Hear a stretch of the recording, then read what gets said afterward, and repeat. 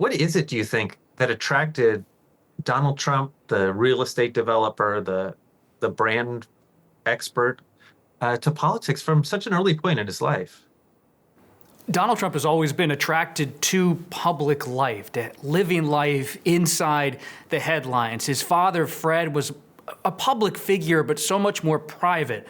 And when Donald starts to make his way in New York in the 1970s, it's so apparent to his friends, his confidants, that he wants to be someone on the scene. And being on the scene at that time in New York, it meant getting to know political leaders, the mayor, members of the city council, the people who really had influence and power in the Big Apple. And he got to know everybody in New York. And one person Trump became very close to early on was Roy Cohn, the longtime fixer, the former aide to Joe McCarthy. Trump gets to know Roy Cohn early on in his career, and that really draws him into this tidal wave of politics in New York and nationally. He's not just becoming close to a party, he's becoming close to a person.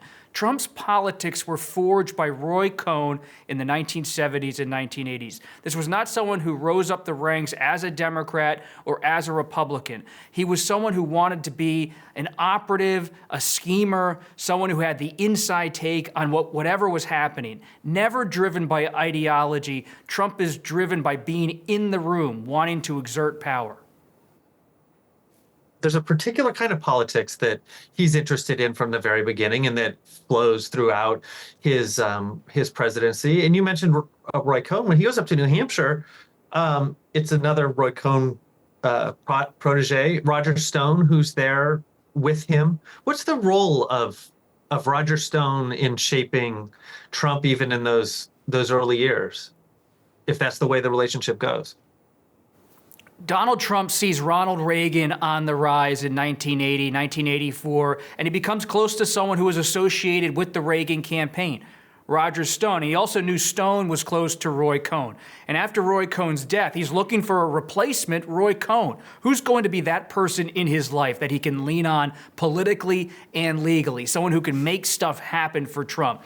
Trump always has the belief that the real decisions are being made outside of the headlines, outside of what you see on television, and he wants someone like Roy Cohn or then Roger Stone to help him get in the room, be part of the decision-making process. For Trump, everything's a deal, a transaction, and he needs to have someone like Cohn and then later Roger Stone at his side. Trump going to New Hampshire in 1987 was a seminal moment in his political life. He goes from being a real estate developer to a real estate developer flirting with national politics. And by going to New Hampshire, it wasn't a serious effort, but it definitely had serious implications. It was a nod toward his active role in national politics, not just being a donor, not just someone who showed up at the White House for dinners. He morphed from being that guy who was young, on the make in real estate, shaking hands with Richard Nixon, shaking hands with Ronald Reagan, to being someone who was maybe thinking about making a run for the White House. Trump told his allies at the time in 1987 that he always had a belief that the outsider could really make something happen in American politics, that you didn't just have to go through the greasy machine of political maneuvers in New York or in the country nationally with the GOP or with the Democratic Party. Trump always has had the belief that if you had the money and you had the stature, you could make something happen. Power to Trump was never about party politics. It was about being able to generate news. And you see him in New Hampshire in that first trip, testing just how far he can go politically without making any sort of commitment. He wanted to see, how did people respond to him? Did they really like having Donald Trump there in New Hampshire talking about politics? And Trump said at the time, look, George H.W. Bush and Bob Dole, these were likely going to be the candidates, but why not give Trump a shot? The art of the deal elevated Trump from being a real estate figure to being a pop culture figure. That image of Trump on the cover of the book, a bestseller nationwide, it made Trump a figure in the culture. Someone who almost moved out of being on Page 6 and in the tabloids in New York to being someone who was a businessman, who was quoted, and not just part of the New York scene, but part of the business scene, the Wall Street scene. And so as Trump gains this stature, As he gains capital in the business community, he also is looking to gain it in the political community. New Hampshire has always had kind of an independent streak in national politics, and it's not surprising they were willing to give Trump a listen back in 1987. Maybe this outsider, this businessman who has a best-selling book, maybe he's someone who could start to make it in a place where retail politics mattered.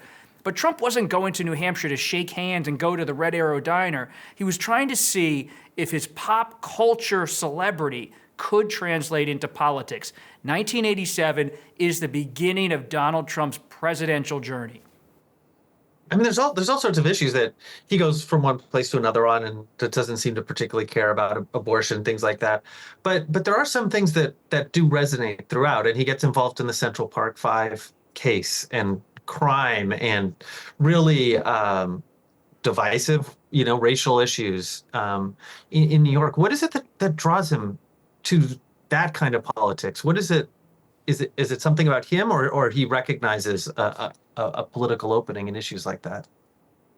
To understand Donald Trump's political views, you need to understand Fred Trump. Trump's politics were forged at the kitchen table with his father, seeing the world not just as good and bad or red versus blue. It was about winners versus losers. Winners and losers that's always been the paradigm for Donald Trump as he's thought about politics, as he's thought about business. And when he looks at an issue like trade, you can go all the way back to the 1970s and hear what Trump said on trade then. It echoes almost to a T what Trump is saying about trade now. Trump has had a through line in his political life, and that has been his position on trade. He believes other countries are taking advantage of the United States, that there's somehow a raw deal being offered to the United States, to the American people.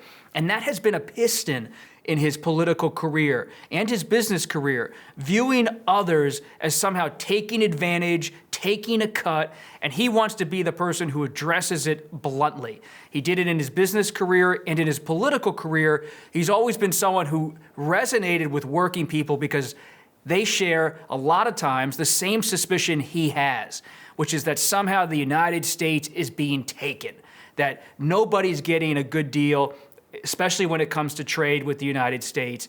And he looks at China, Japan, Europe, Latin America, and he says to himself in the 70s, 80s, and 90s, the United States is having its whole manufacturing base eradicated, and that's all because the people in this country in the business community want to send their jobs overseas. There's a trade imbalance, and he believes that has to be addressed. What makes Trump so interesting politically is that he doesn't have any deeply held beliefs, but he does have a deeply held belief on trade. There's this sole issue his whole life that he's thinking about the transactional nature of business, politics, and life. What is his connection to Rudy Giuliani's politics? Does it go back to New York? Does it predate him as Trump's lawyer? The characters of New York always have identified with Trump. He's not looking for people who really share his political views, who in some way are even friends with him.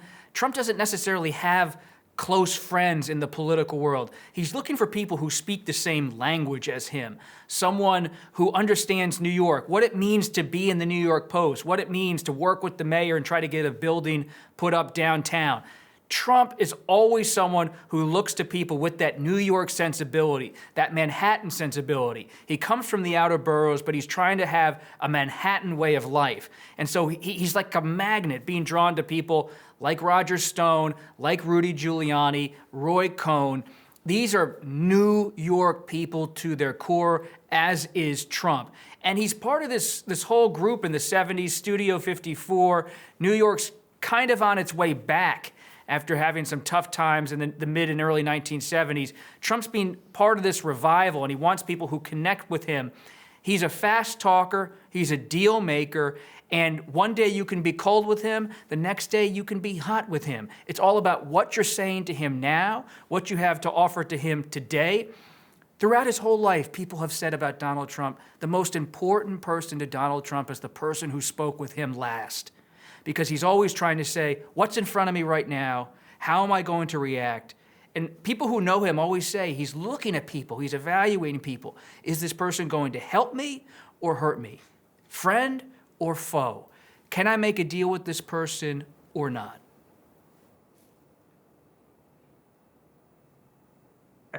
As he gets more serious about politics, he chooses a strange issue during the Obama years, which is the birtherism, which is the questions about Obama and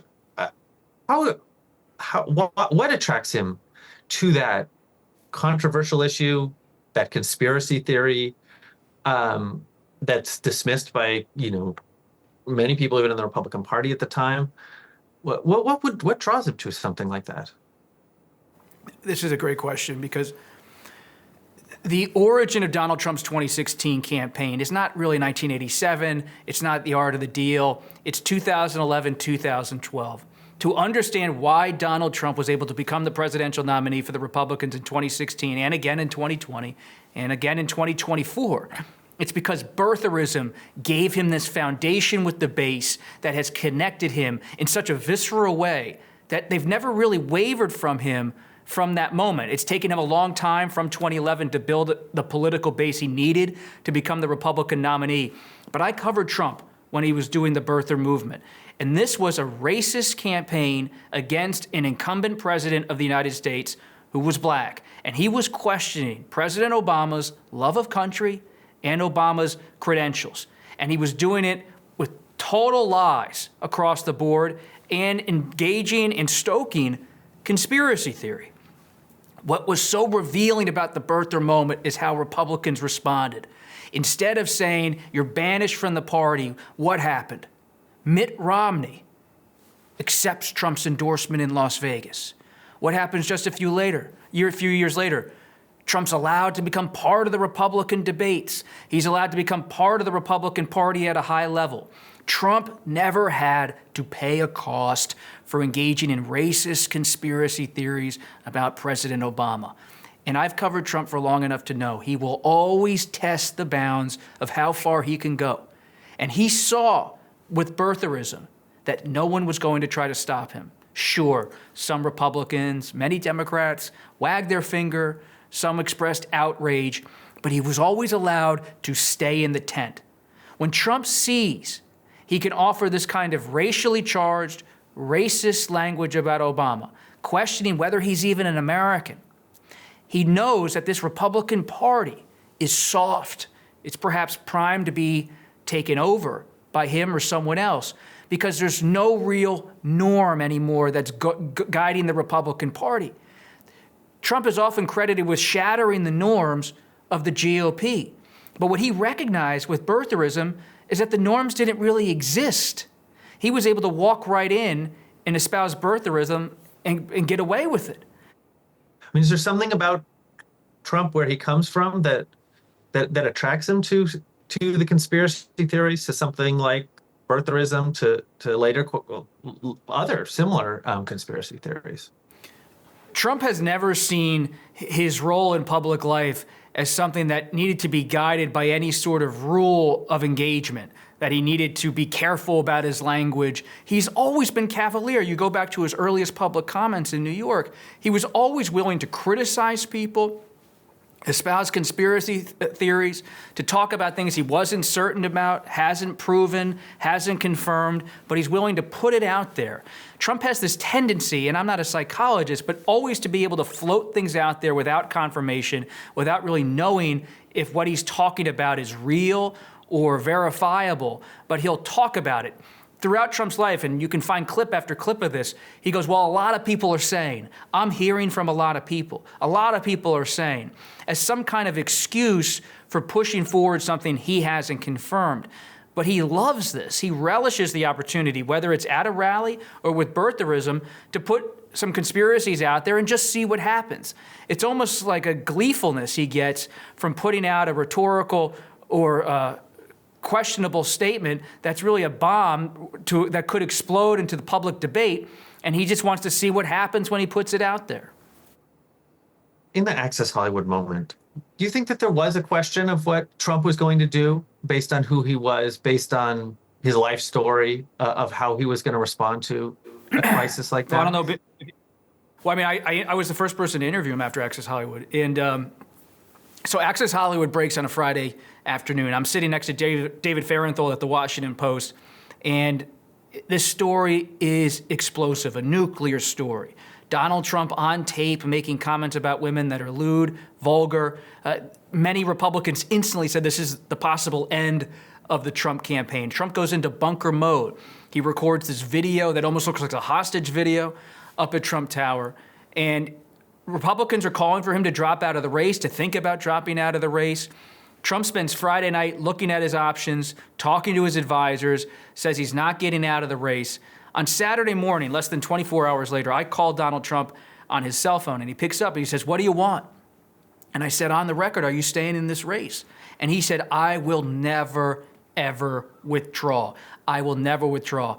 And I go, "Well, a lot of Republicans, sir, are telling you you should get out." He said, "You don't understand me, Costa. You don't understand me at all. The press doesn't understand me. I am staying in. This is nothing. This is nothing. I've seen 1,000 things in my life. This is nothing."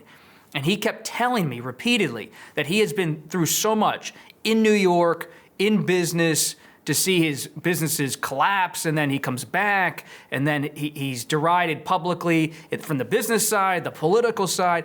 He kept telling me he's a survivor, he's carrying on. And a small group sticks with him. Steve Bannon, Kellyanne Conway, people say we're going to hang with this guy, but there was a pervasive belief inside some of the Trump campaign that this all could be sinking very soon.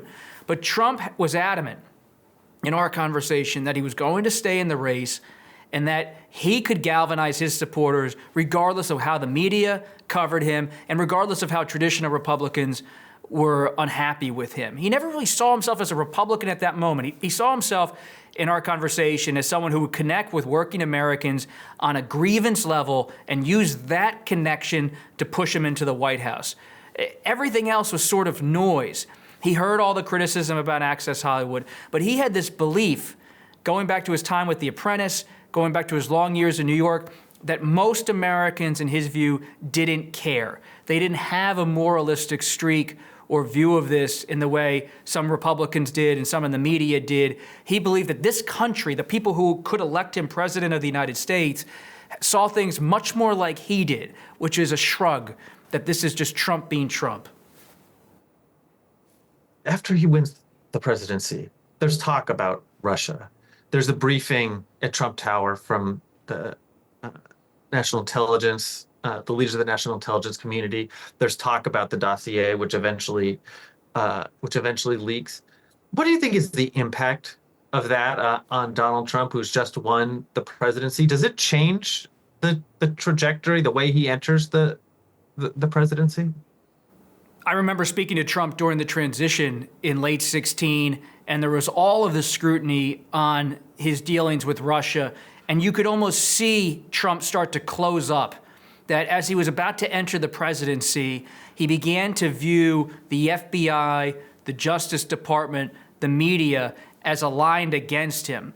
It had echoes of Richard Nixon, as I covered it as a reporter. I never covered Nixon, but reading about Nixon, he had this deeply held belief that the system, as he saw it, was aligned against him. And I began to see that almost instantly from Trump after he won the White House. He tries to think about his presidency. He brings in Paul Ryan and Mitch McConnell and other Republicans to set out his agenda. But when it comes to how he views the government, from almost day one, and this was stoked by Steve Bannon, you had Trump believing there was a sort of conspiracy against him. And you start to hear the phrase deep state during the transition, the deep state early on in the Trump presidency. A key moment early in the Trump presidency was when Reince Priebus, the chief of staff, and Steve Bannon are at CPAC, and Bannon says it's time to deconstruct the administrative state. That was a statement fueled by Trump's own belief that the federal government was somehow not working with him or for him. At Trump's inauguration, what is it that he's promising? What does he say his presidency is going to be? Bannon once told me that Trump considered giving his inaugural address and then turning around to deliver the speech to the elected officials sitting behind him, not to the crowd in front of him, that was part of the discussions ahead of the inaugural. Trump wanted to take on Washington And he painted this bleak picture of the country, American carnage. And he saw a country with rusted factories, crime in the streets, and he alone could be the person to come in and change the trajectory of the country. This was an inaugural, unlike anything we've ever seen before. Not just an outsider, but an outsider with a dark worldview who comes in wanting to take on Washington, but not in any way really work with them. He wants the system to bend to his will, a movement politician with grievances everywhere. Do you think that when you look back at that first year, do you think that Charlottesville was a turning point for his presidency, for how he acted as president, for the type of president he was going to be? Charlottesville captured Trump in race early in his presidency and really set the tone for what was going to come. This is a president going back to the Central Park Five, going back to all of his efforts on birtherism, has always had statements on race that alarmed people, that really raised questions about whether he was racist, and the birtherism explicitly was a racist conspiracy theory against President Obama. And you see with Charlottesville, this unwillingness of Trump to understand how other people perceive him on race and systemic racism in this country, especially the rise of white supremacy.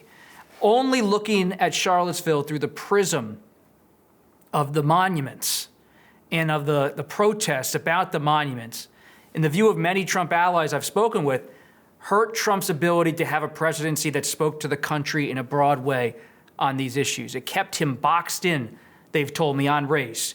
And even those in the White House at the time were worried that this was the beginning of the end of the Trump presidency, even though it was just months into his term in the White House, that he was failing to get the country behind him on one of these core issues, racism in the country, the rise of white supremacy.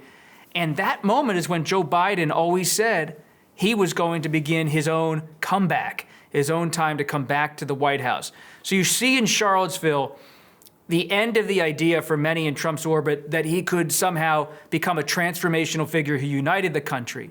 And you see, as Biden's watching on the outside, someone who says, this is the time to come in. This is a threat to the country, a threat to democracy. You studied his presidency as carefully as anyone. And one of the theories that we've heard is that by the time he gets to the end and the acquittal after the first impeachment, that he's unleashed in some way. I mean, was Trump constrained before that? Was he unleashed, a different president in that last year in 2020? In 2020, was he a different president? Yeah, had the theory is once he was acquitted, he had nothing to fear, and the things that would follow with COVID, with Black Lives Matter, with how he handled that last year. I mean, did you see a change? No, I never saw any in change. him? No. I never saw any change with Trump. I've covered him going back to 2010. Trump, in my view as a reporter, never changed once in the presidency. The only thing I ever saw with Trump during his presidency change was his ability to understand power. So he comes into the presidency not really sure how to use the apparatus in front of him, the federal government. By the end of his presidency, Trump grew comfortable with power. He grew to love power. He wanted to stay in the White House. He wanted another term. He thought he could push Congress around, push the courts around, push DOJ around.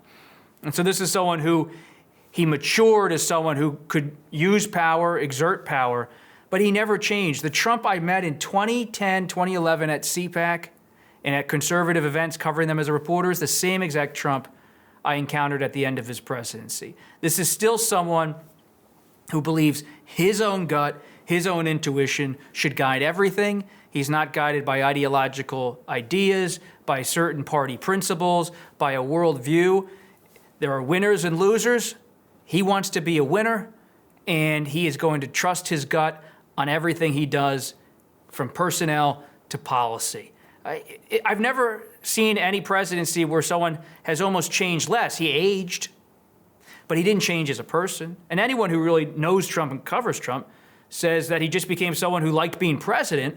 But other than that, he was the same Trump who watches television constantly, who's always trying to react to the news, who is reading the newspapers every day, wondering how he can jump into the news rather than manage it. He is someone who lives in the fire, loves to be part of the action. And that was always who he was, and it was who he was at the end of his presidency, too. Because you're saying he didn't change as a person, but he did get more skilled. I mean, we see a lot of changes in his staff and who is working under him and the types of advisors he has. Is that what that change is? Is he's learning how to be president in a different way? The staffers almost really never matter with Trump. I mean, the Trump story is never about who's around him. That's a mirage that somehow people are going to change him. He's unchangeable. And what you see in Trump in 2016, when you look at that image of Trump on stage, what do you see? You see someone who almost looks bewildered. He's actually won. It's like that moment in the Robert Redford film, The Candidate. He won. Well, now what? What happens? So Trump wins the presidency, and he had never really expected it, thought he could win. His wife thought he could win. But he wins it, and then suddenly he has to be president of the United States. There was a joke among some Trump allies at the time in 2016 that the best thing that could happen to Trump would be to win the popular vote but lose the Electoral College. So he could say he won but not have to be president. Instead, the opposite happens. He loses the popular vote, wins the Electoral College, has to be president, but can't claim he won the most votes. And Trump becomes president, but by the end, he's someone who wants to stay in the office so badly that he pushes people to march down the street to the Capitol to protest the certification. He tries to pressure Republican after Republican to overturn the election. Why? Why? Because he didn't want to go back to Mar-a-Lago or New Jersey to play golf. He became someone who was the same person, but as a public figure, it's almost he became comfortable with power.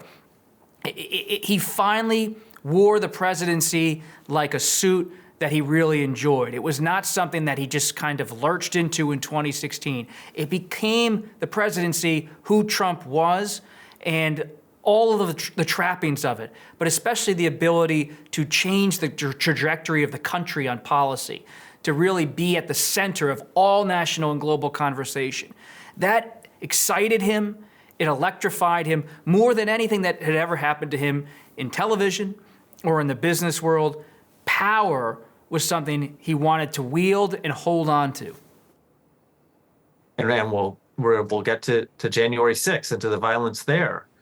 Was that always part of Trump, a comfort in using force in those images that we remember from the Trump presidency? Everything about Trump is about showcasing power and force. The way he walks, the way he speaks, his presence in meetings.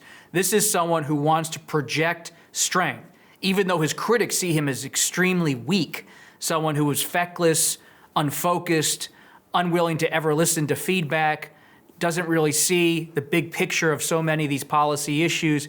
But in terms of presentation, never forget, he was a longtime television producer who understood how the image mattered. And the image was always about blunt force, about being this movement politician or movement celebrity who could somehow speak for the everyday American who felt aggrieved against the American political and legal establishment. And so for him, the presentation was everything. And that presentation often included violent rhetoric. It included remarks at rallies where he would encourage some of the fighting going on, the back and forth among his supporters, the way they would tussle with those who interrupted his speeches. Trump loved the scene, even if it had a violent edge to it. He didn't mind. This is someone who walks around with not only Secret Service now, but for years before that, I would always see him with these looming bodyguards around him. He was someone who kind of walked around like he was a force from the streets of New York. And he projected that in almost every setting. Violence has been something he's never shied away from in terms of how he speaks, how he thinks about things. Listen how throughout his career Trump uses the word killer. that person's a killer. That person's tough. That person, they're a real killer.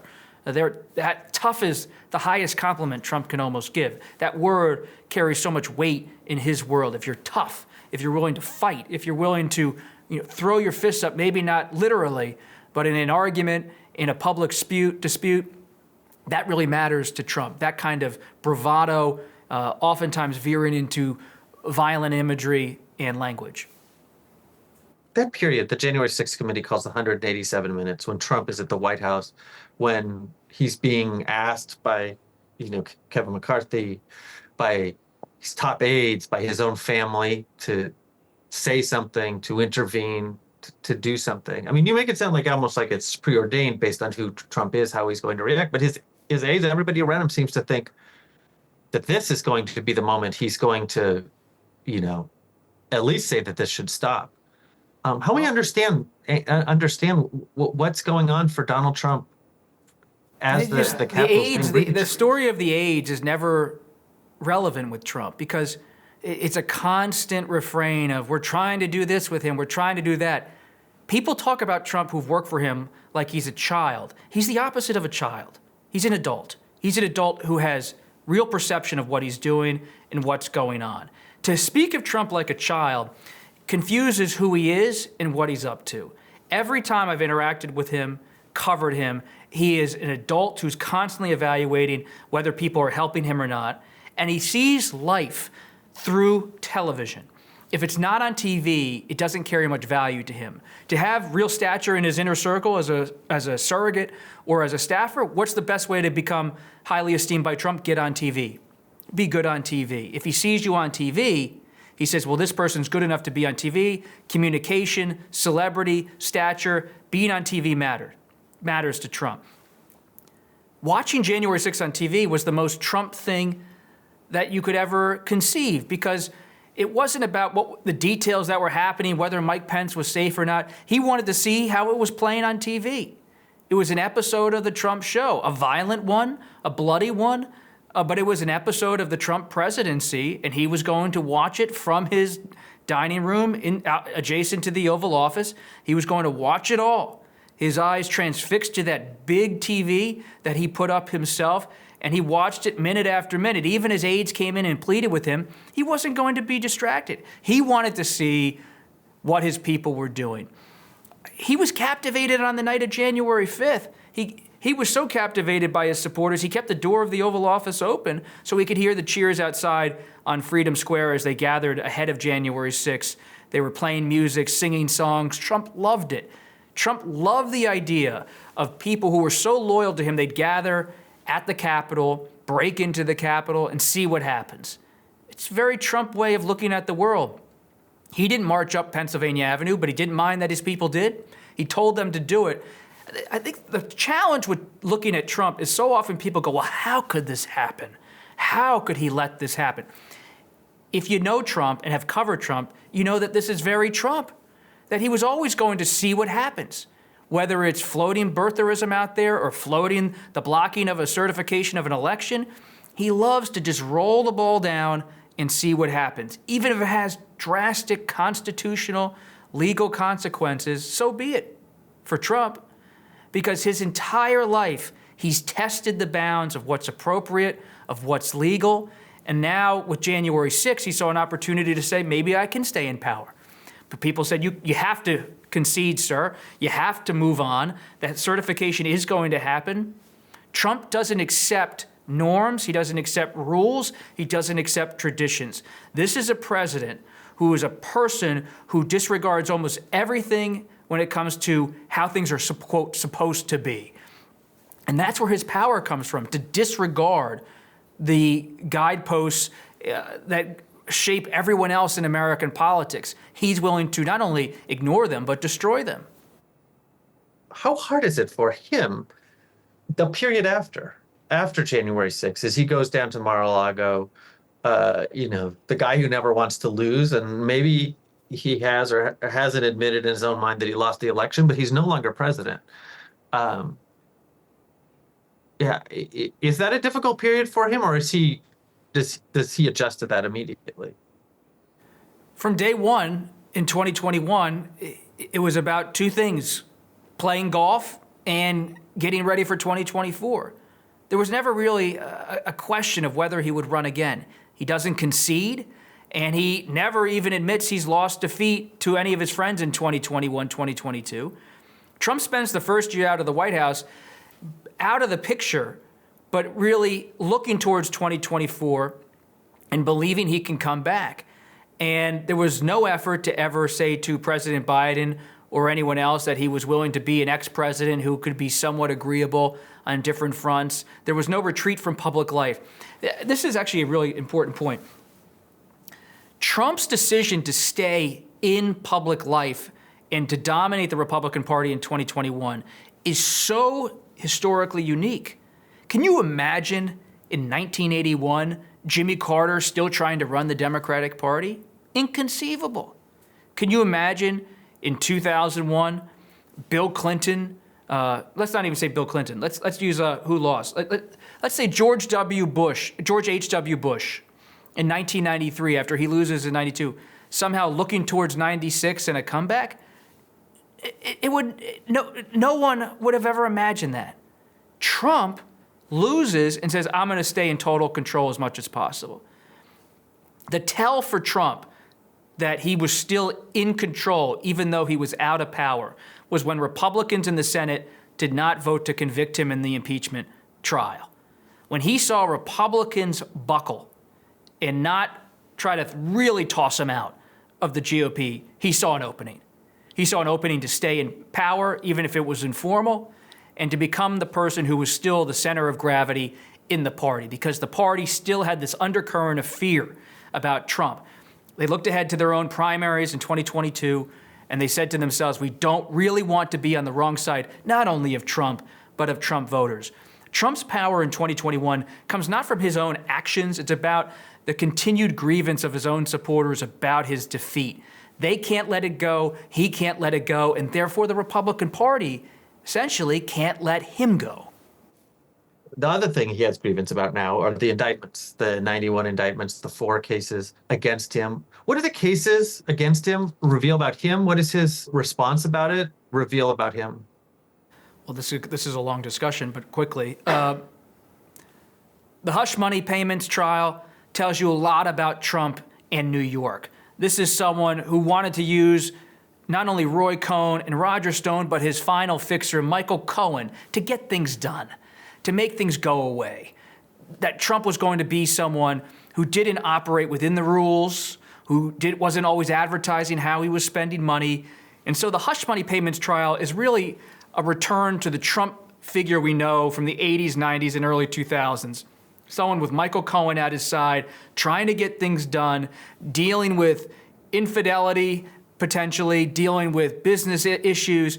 He was always someone who was cutting side deals. And one of these side deals in 2016 was giving hush money payments to a porn star, Stormy Daniels. So to have Stormy Daniels and hush money back at the forefront of 2024 is surprising, but also not surprising. Trump is who he has always been, someone who has these fixers, who is not trying to just operate within the confines of a White House or a political party, but to do things on his own. The fact that Trump is sitting in a court for 6 weeks in 2024 to deal with hush money payments in 2016, it tells you that Trump can never really escape who he is or his past. Classified documents. Dealing with classified documents tells you about how Trump believes he has the right to his own papers, that he has the right to whatever he wants to take home. When I used to go visit Trump at Trump Tower on the 26th floor of his office building, and you would always see these piles of newspapers and magazines, he was a pack rat at Trump Tower. And so anyone who knows him is not surprised that he tried to bring all of these papers back to Mar-a-Lago and put them in storage lockers. This is who Trump is. Why does he bring the papers back? Because it's part of his personality, and he really believes these aren't the papers of the American people. They don't belong to the National Archives. They belong to him. Everything is about him, what belongs to him. his ownership, perceived ownership at least, of everything, whether it's a trinket that somebody gives him in the Oval Office or whether it's classified documents. Trump used to bring the classified documents back to his residence, sometimes against the advice of his advisors like John Bolton and other national security advisors, because he believed that was his right to do so. So the classified documents records reveal Trump's character, that he's going to do whatever he wants to do, keep everything he wants, because he believes it's his right. He's not thinking about the law. He's not thinking about what aides are telling him what to do. His gut is he wants to bring it upstairs to his bedroom to read, put it in a closet down at Mar-a-Lago. That's what he's going to do. You can't convince him otherwise. And then you have the trials. I think one of the biggest trials so far this year has been the civil fraud trial. The civil fraud trial tells you so much about Trump and his business career. Always about talking about his worth, billions and billions of dollars. Trump once told me back in 2015 that his brand was worth $3, $4, $5, $6 billion alone. And I said, well, how did you come up with that figure? And he said, I just know it. That's what I know. And so these valuations have always been part of his political persona and his business persona, and now he's being called on it. Judge Engoron is saying you're going to have to pay hundreds of millions of dollars to the state of New York because you've defrauded the state of New York. Trump denies that he's done anything wrong, but the case itself, the civil fraud case, tells you so much about how Trump was able to rise in America because of how he valued himself, his properties, and his businesses. Saying he was a billionaire, saying that his properties had these exorbitant, huge values. And all of this is a reckoning. All of these trials, federal, state, city, are all a reckoning for Trump in 2024. Who is he? What's he all about? Each of these trials is like a mirror to a different part of Trump's personality, showing us who he is, how people perceive him, his weaknesses, sometimes his strengths, and how he's able to barrel through it all, subpoena after subpoena after subpoena. How high are the stakes in this election for Donald Trump? Personally, given the legal jeopardy that he's in, how important is it to him to win this? The stakes are extremely high, not only for the country, but for Trump himself personally. If Trump wins the presidency and the trials on January 6th and classified documents haven't started yet or are still ongoing, there's a good chance as president, through the Justice Department, he can get those trials to go away. Never happen. So if Trump wins, there's the possibility he will never be held to account by the Justice Department for how he handled classified records or how he handled January 6th. So there's a real impetus for Trump to win beyond winning the White House and the presidency. He could get trials thrown off the table, trials that could put him in prison for a long time. Even if he appealed it, even if it went all the way to the Supreme Court, he's facing a lot on the horizon, legally and personally. Now, when it comes to some of the state and city trials, he can only do so much as president to push them away, but it would be easier, likely as president, to somehow push all of that to the side. So there's a real personal reason, personal motivation for Trump to want to be president again. Yes, he wants to enact his agenda, be president again, and all that entails. But in terms of his legal future, he's in a much better position as president to say that he shouldn't face this kind of prosecution as the commander-in-chief of the United States than he would face as a private citizen. You said he hasn't really changed, but he's learned. Do you think that a second term would be different? Based on my conversations with Trump advisors, covering his campaign closely, a second Trump term has the potential to be a transformational moment for the United States and what the United States means and what it's all about. You could have a president who totally disavows traditional American foreign policy, the post-World War II order, and says we are going to now be a country that follows to its core an America first, almost isolationist approach. And that Western Europe, Eastern Europe, Asia, all these regions and allies that have counted on the United States to have a major presence could see that shrink quickly because Trump is going to say to himself, based on my conversations with his aides, that he now has a mandate to move the country away from how Bush, Obama, Clinton, Biden see the world. And he is going to make American foreign policy in his image. And it'd be such a change almost a shocking change to the world to see Trump come in and put people in place to enact his vision in a way they never did from 2017 to 2021. You would see the culmination of Trumpism inside the Republican Party transform the administration as well. You're looking at a president who tried to block the certification of an election in 2020, failed, barely, never conceded. If he wins again, what's to say he's going to follow democratic and legal norms or even the law to any extent?